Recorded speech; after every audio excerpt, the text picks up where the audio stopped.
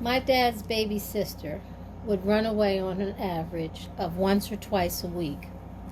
So her route from her house just off 3rd and Lamoken Street to our house at 3rd and Ingle was an approximate 10 blocks, and it could capture the Chester of yesteryear.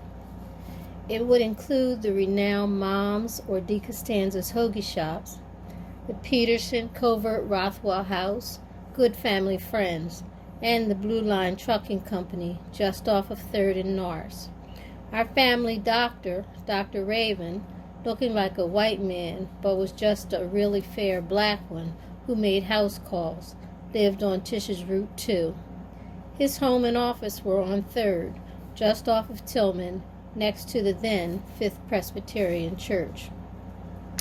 Tish walked and passed in the next block Mailman's Variety Store, near the corner Hunt's Funeral Home. There was a liquor store and dry cleaners, all before reaching the corner near my mom's St. Daniel's Church and a number of other churches all within a 3-block square, as well as the Strand Movie Theater. Nearing 3rd and Rainey, a block up from the Ruth L. Bennett Home for Colored Women and Girls and the Wilson Nursery School, this block had Count's Restaurant on the right and the John L. Watts Elks Lodge, the annual Mother's Day review stand, on the left. The Israel S. Ray Funeral Home was closer to the middle of the block before reaching Fidelity Bank on the corner. It would be another 50-plus years before I came to realize the significance of all the places along Tish's route, many attributable to the foresight of Mrs. Ruth L. Bennett, but I digress. Crossing Yarnell Street, Tish would pass Dewey and Horace Mann schools directly on 3rd on the right, and Crozier Library 1 block up on 4th and Jeffrey. There was also, I think, a fire station and a laundromat as well.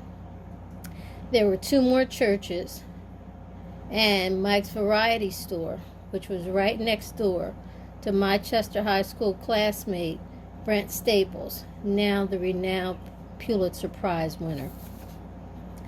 Crossing at Buddy's Hoagie Shop on the corner of 3rd and Ingle. We were the 3rd house from the corner on the left-hand side, as Tish arrived safely every time, not realizing until many years later that my grandmother, Evelyn Johnson, had called my mother, Sharita Johnson, and a host of long-standing family friends along Tish's often-traveled route, tracking her progress yet again as she ran away. It was safe and okay to do that back then.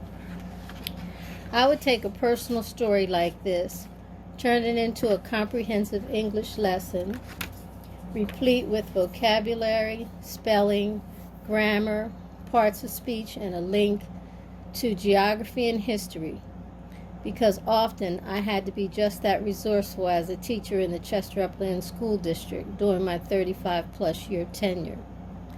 Fast forward to a recent Teacher Appreciation Week's former students' Facebook reminder. Remembering me as a teacher who grew up in Chester, he loved my commitment to teaching the critical skills needed to navigate a world that he said was not set up for many of them, mostly low-income black and brown children, to succeed, dare he say survive. Also, remembering the MLK poster saying, intelligence plus character, that is the goal of true education.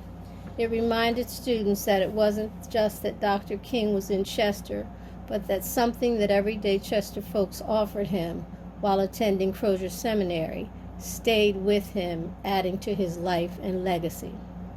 So, I've lived long enough and been successful enough in teaching and now in preservation that I'm entrusted with such valuable treasures that essentially tell a history of the city of Chester. So I know why I'm still here.